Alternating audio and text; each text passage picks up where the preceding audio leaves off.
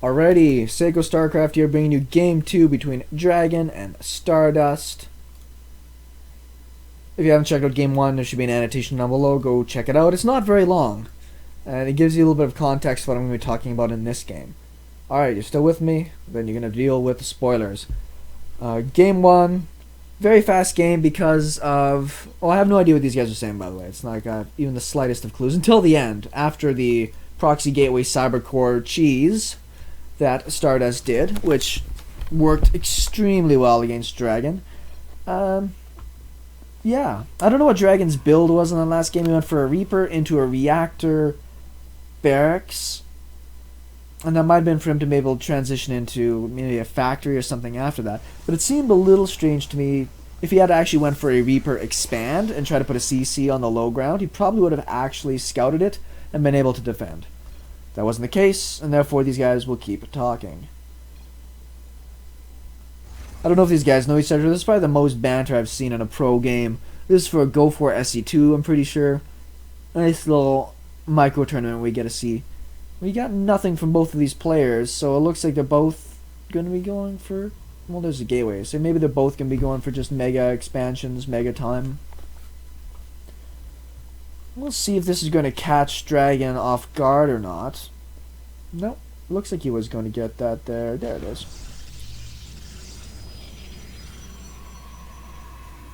I thought for a second for sure we were going to be seeing a really fast Nexus, but it looks as though it is probably just going to be either a 1 gate or a cybernetics core expand. He's getting the gas likely to be able to move into something like oracles. I'm going to predict oracles. I don't know. And like an expand and then oracles after that. Just from the games that I watch, and I've actually had a lot of people call me out on it when I play protoss on ladder and I just go for oracles. They just essentially call it easy mode and then die. Which is surprising to me. I haven't lost to oracles in a while, but if you just aren't prepared for them or you slip up once, it will just kill everything. And that makes things a little ridiculous. So therefore, in my mind, it's almost always worthwhile to go for an oracle if that sounds silly. Just because it gives you a reveal if you need to be able to get out detection for, say, Widowmine play. It massacres anything light. And super huge. Will help you defend against cheese, will help you put on pressure. And then you can always use the reveal, which, what's it called again? I don't know, but it reveals stuff. You know, that whole thing. 2 barracks after CC. If we look at the units tab there, I mean, the protoss is obviously had by a couple of workers. Likely because he's been, using Chrono Boost on the workers. Nothing else to really worry about. Delayed his warp gate research just to make sure he could get out his mothership core. So useful. It's also one of those things that protoss should almost always have in the early game.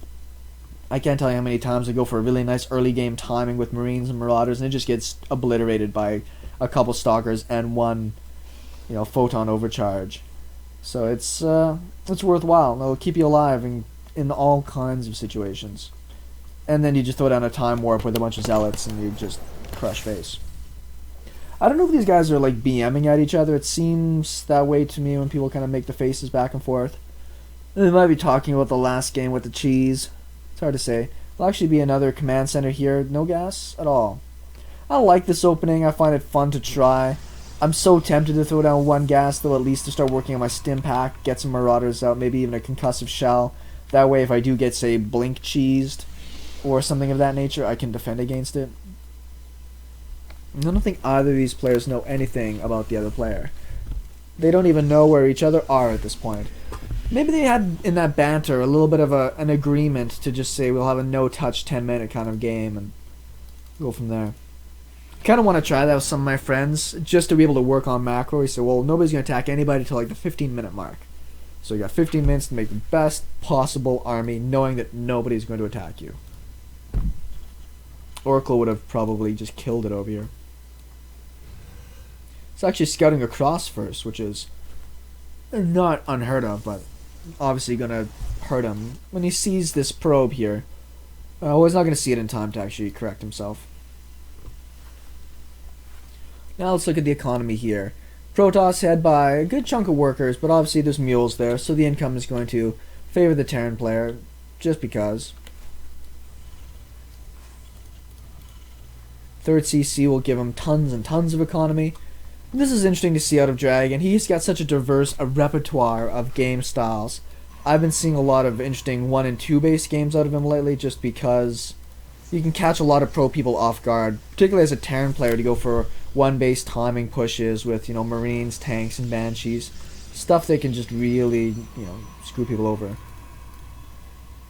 Very early warp prism here to be followed up with Colossus. I don't think he's got many gateways. I think he's just, got 1 gateway right now and tons of tech. And this is such a weird and greedy opening in a sense, that if the Terran did go for a Marauder Marine time, it could probably do a lot of damage, but you always have the Photon Overcharge to keep you alive. Nice sniping on the Observer there. That's always slick when you can do that. Did kind of like that opening the Dragon had. No gas, and then you take all of them at once and just start teching like crazy. Whereas on the other side, we can see that the Protoss player got gases earlier, get the tech out earlier, and then work backwards and towards getting an army. Did I lose that warp prism? Where'd it go? Oh, there it is. 1 zealot in there. There's not really much else that he can make right now. He's only got 1 gateway finished. So even if the warp prism went across. So I thought this was an interesting choice. You can't really warp much in when you don't have things to do. A nice Colossus drop would be fun. You don't see that happen except when people really want to be totally cheesy and piss people off. Dragon almost caught up in the worker count there. 3 command centers working really well. And if we look, Dragon has seen nothing yet of his opponent. Has no idea what the tech type is. He is hiding a base up here, which I do enjoy. But if we look at what the Protoss players saw, I did have a chance to see the bio play and the extra command centers. Probe's going to hightail it out of there. It's nice to have that bit of vision. 3rd base going down. Here comes the warp prism. Lots of zealots in it. These things just annoy me so much. I don't know why. They're not any worse than a drop necessarily, but it can just... I don't know. Zealots seem to just carve through things so fast. They can be so annoying. And this is really unfortunate timing-wise for Dragon, whose army is on the other side of the map, and he really can't compete with that. I don't know if he's going to see it and turn around. Let's just say he... Oh. Yeah, that's pretty unfortunate. These zealots are still alive, by the way, as well. So, I mean, if he lucks... Oh, there's even the pylon going down. So, things are not going well right now for Dragon. 2 kills. Cleans it up. At a cost of... He's lost 13 workers so far. 1 Colossus. He's got some more. A 2nd one coming. I think Dragon's just toast. I don't think he can actually even fight this. Not the best control out of him right there either. Getting a lot of his army caught in different spots. Does have bunkers here, but I mean, they obviously outrange a lot of this stuff, and there's nothing in a bunch of these bunkers. So he's just kind of buying himself time, but he's pretty well dead. 1 bunker goes down. 2nd bunker goes down. Trying to sprint into the other one. Gets barely anything in it, but most of his SCVs are dead. These 2 Colossus are just ripping through everything. 7 kills, 8 kills. It's nice to have the missile turret that he showed them. I don't know the last time I've seen a missile turret kill a Colossus. Yeah, that's pretty well everything.